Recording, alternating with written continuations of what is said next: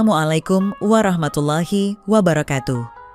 Saya Mbak Yayuk, pemilik sekaligus host di channel ini yang akan membawakan kisah nyata untuk kalian semua. Dan kali ini kami akan membawakan kisah tentang seseorang yang tak sengaja sama kakak iparnya sendiri. Di mana awalnya dia mengira sosok itu adalah istrinya, tapi ternyata tidak dia sangka, tak pernah dia duga adalah kakak iparnya. Kok bisa terjadi seperti itu? Daripada penasaran, mari simak videonya sampai akhir. Tolong anggap cerita ini hanya sekedar hiburan dan pelajaran saja. Dan jika ada kesamaan nama, tempat dan kejadian, semua itu mungkin hanya kebetulan semata. Silahkan ambil sisi baiknya dan buang sisi buruknya. Oke, selamat menikmati vlog dan kumpulan cerita dan kisah nyata dari saluran Mbak Yayuk. Subscribe dulu biar sama-sama enak. Nah, sebelum mulai ceritanya, mari perkenalkan dengan tokoh utama dalam kisah ini, tapi semua nama akan disamarkan demi privasi.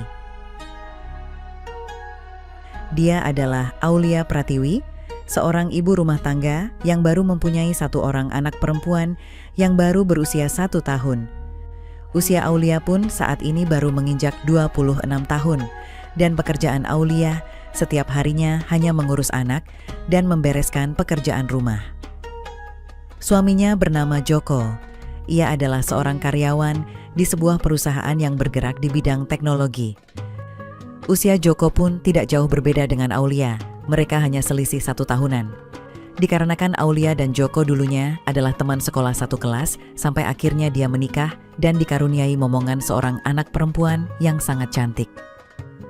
Pada suatu hari, Aulia yang sedang memasak sambil beberes rumah, kedatangan seorang tamu yang tidak lain tidak bukan adalah Wulan, kakak kandung Aulia. Wulan memang sering berkunjung ke rumah Aulia, karena memang rumah mereka tidak terlalu jauh jaraknya. Ya, kalau dengan berjalan kaki paling 25 juga sudah sampai ke rumah Aulia. Aulia pun kemudian membukakan pintu dan mempersilahkan kakaknya masuk. Setelah itu, Wulan mengikuti Aulia ke dapur dan membantunya beberes rumah walaupun Aulia sempat melarangnya. Wulan ini selalu kesepian di rumahnya, karena sampai saat ini Wulan belum mempunyai momongan. Meskipun Wulan sudah menikah lebih dulu daripada Aulia, apalagi sekarang suaminya Wulan sudah 2 bulan belum pulang, dikarenakan pekerjaan yang sedang menumpuk dan jarak yang cukup jauh. Jadi, Wulan sering mengunjungi Aulia untuk mengisi hari-harinya. Kemudian Wulan menanyakan Amel. Amel itu anak perempuan Aulia yang kebetulan ia sedang tidur. Aulia pun mengatakan, Amel lagi tidur. Kayaknya Amel lagi kurang enak badan Mbah, soalnya dari malam kemarin dia rewel terus, kata Aulia. Apa sudah diperiksa? Sahut Wulan. Belum, soalnya Mas Joko belum ada waktu untuk libur, jawab Aulia. Kalau begitu biar Mbak yang antar, ujar Wulan. Besok aja Mbak, sekarang udah sore, jawab Aulia. Setelah itu HP iPhone 16 Pro Max milik Aulia berbunyi dan ternyata itu panggilan dari suaminya.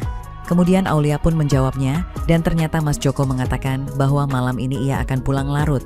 Bahkan kalau pekerjaannya belum beres, mungkin ia pulang pagi. Aulia pun mengiyakan dan percakapan mereka pun selesai. Singkat cerita, waktu pun sudah menunjukkan jam 5 sore, Wulan pun akan berpamitan untuk pulang. Namun Aulia melarangnya dan menyuruh Wulan untuk menginap di rumahnya saja. Dengan alasan malam ini, suaminya nggak pulang karena ada pekerjaan tambahan. Mbak, malam ini Mbak nginep di sini aja. Soalnya suami aku kayaknya nggak pulang malam ini, lembur dia, ujar Aulia. Ya udah, Mbak temenin malam ini, hitung-hitung nemenin kamu, takutnya nanti Amel rewel lagi, jawab Wulan karena merasa kasihan dengan adiknya. Iya Mbak, makasih. Mbak bisa tidur di kamar sebelah, ucap Aulia. Waktu pun terus berlalu dan jam dinding sudah menunjukkan jam 10 malam. Terlihat di situ Amel nangis terus, mereka berdua pun saling bergantian menggendong Amel. Aulia juga sempat menelpon suaminya dan membicarakan bahwa anaknya rewel terus. Namun, karena Joko tidak bisa meninggalkan pekerjaannya, dia pun tidak bisa pulang. Kemudian Wulan bertanya kepada Aulia, emang si Amel suka rewel begini? Iya Mbak, gak tahu juga. Padahal kata dokter si Amel gak kenapa-napa, mungkin emang manja, jawab Aulia. Kalau tiap malam begini, kasihan sama kamunya dek, kata Wulan. Iya Mbak, aku capek. hampir setiap malam gendongin dia terus. Tapi anehnya, rewelnya itu paling baru juga seminggu ke belakang ini. Dulu mah si Amel gak kayak gitu mbak, keluh Aulia. Jangan-jangan si Amel keganggu dek. Coba kamu bawa ke orang pintar, sahut Wulan. Aku sama Mas Joko juga kepikiran ke situ mbak. Soalnya rewelnya itu setelah diajak main ke danau sama ayahnya, ucap Aulia. Bisa jadi deh, soalnya kan kalau anak kecil itu masih sensitif, ya udah, lebih baik besok kamu bawa aja si Amel ke orang pintar, jawab Wulan. Akhirnya percakapan itu pun selesai dan jam dinding pun sudah menunjukkan jam 11 malam. Aulia terlihat sudah mengantuk, ia pun berpamitan pada Wulan untuk tidur di kamar. Namun ketika sampai di kamar, si Amel nangis lagi. Amel pengennya tidur ditemenin sama Wulan. Wulan yang melihat itu berkata kepada Aulia, "Udahlah dek, biar si Amel malam ini tidur sama Mbak aja di kamar sebelah, kamu istirahat aja," ujar Wulan. "Iya Mbak, maaf aku jadi ngerepotin," jawab Aulia. "Udah gak apa-apa, kayak sama siapa aja kamu itu kalau ngomong," sahut Wulan. Dan kemudian Wulan pun menggendong Amel untuk pindah ke kamar sebelah. Namun ketika sampai di kamar sebelah, Amel nangis lagi. Kemudian Aulia berkata, "Kayaknya si Amel pengen tidur di kamarnya aku mbak," ujar Aulia. Lalu kemudian mereka pun membawa Amel pindah lagi ke kamarnya. Dan benar saja, di kamar Aulia, Amel gak nangis lagi. Aulia yang melihat itu berkata, "Ya udah mbak, malam ini mbak tidur di sini, biar aku tidur di kamar sebelah. Lagian Mas Joko kan malam ini gak pulang, kalau pulang juga dia pasti nelpon dulu," ucap Aulia. "Ya udah, kalau nggak apa-apa mbak tidur di sini aja ya," sahut Wulan. "Iya mbak, kalau gitu aku mau pindah ke kamar sebelah ya mbak, soalnya udah nggak kuat, ngantuk banget dari malam kemarin aku begadang terus," ucap Aulia. "Iya dek," jawab Wulan. Akhirnya Aulia pun pergi ke kamar sebelah dan Wulan pun tidur di kamar Aulia sambil nemenin Amel. Berpindah ke Joko, ia baru selesai dengan pekerjaannya, ia pun diajak minum-minum oleh temannya. Karena Joko gak enakan dan gak bisa menolak, akhirnya ia pun terpaksa nemenin temannya itu. Dan setelah cukup lama, Joko pun pamit pulang ke temannya itu karena jam sudah menginjak pukul 1 malam lewat. Singkat cerita, Joko pun sampai di rumah dan karena kepalanya agak sedikit oleng, ia pun tak sempat menelpon Aulia istrinya. Kemudian, ia pun bergegas masuk ke dalam kamar untuk melihat anaknya yang katanya dari sore tadi nangis terus. Sesampainya di kamar, ia melihat anaknya yang sedang tidur di samping ibunya. Joko mengira bahwa yang tidur di kamarnya itu adalah Aulia karena penerangan di kamar sangat redup. Ditambah lagi Wulan kala itu sedang menggunakan baju daster milik Aulia pula. Joko pun mendekati mereka. Kemudian Joko melihat Amel yang kelihatan sudah tertidur pulas. Ia pun memindahkan Amel ke tempat tidur pribadinya karena sepertinya malam ini Joko menginginkan sesuatu. Di sini Wulan sebenarnya dari tadi sudah mengetahui hal itu. Wulan terbangun ketika Joko lagi memindahkan Amel. Namun di situ Wulan hanya diam saja, seakan-akan dia merasa sangat kebingungan. Setelah memindahkan Amel, Joko pun kemudian mendekati Wulan yang ia kira adalah Aulia. Dan akhirnya, sesuatu yang harusnya tidak terjadi pun terjadi juga, meskipun itu adalah sebuah kesalahan yang sepatutnya tidak mereka lakukan. Malam itu, Joko mengerjakan aktivitas kreatif berkreasi dengan Wulan yang ia kira adalah Aulia. Singkat cerita pagi pun tiba. Aulia yang keluar dari kamarnya terkejut melihat Wulan sedang tertidur di kursi sofa. Ia pun kemudian pergi ke kamarnya dan di sana ia melihat Amel yang tertidur dengan suaminya yang juga sama-sama tidur. Agak sedikit lega Aulia pun membatin, pantesan Mbak Wulan pindah tidur ke sofa, ternyata Mas Joko udah pulang. Tapi jam berapa ya dia pulang? Aku sampai nggak tahu, ucap Aulia dalam hatinya. Aulia sama sekali tidak berpikir yang aneh-aneh, karena mana mungkin suaminya dan kakak kandungnya itu berbuat yang enggak-enggak. Setelah itu Wulan pun terbangun dan ia pun langsung pergi ke kamar mandi untuk bersih-bersih.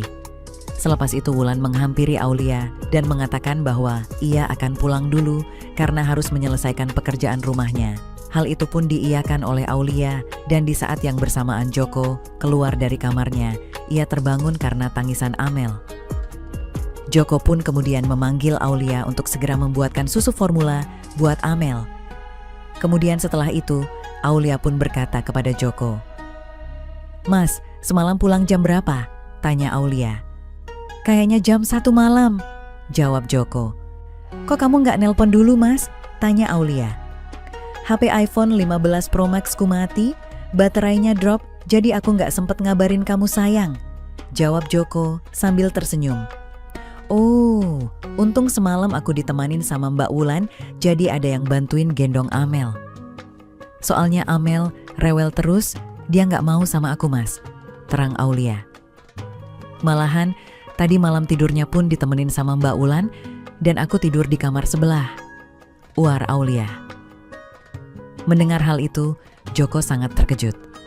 Dan kebetulan di saat yang bersamaan, Joko melihat Wulan yang keluar dari dapur, semakin menambah keterkejutan Joko.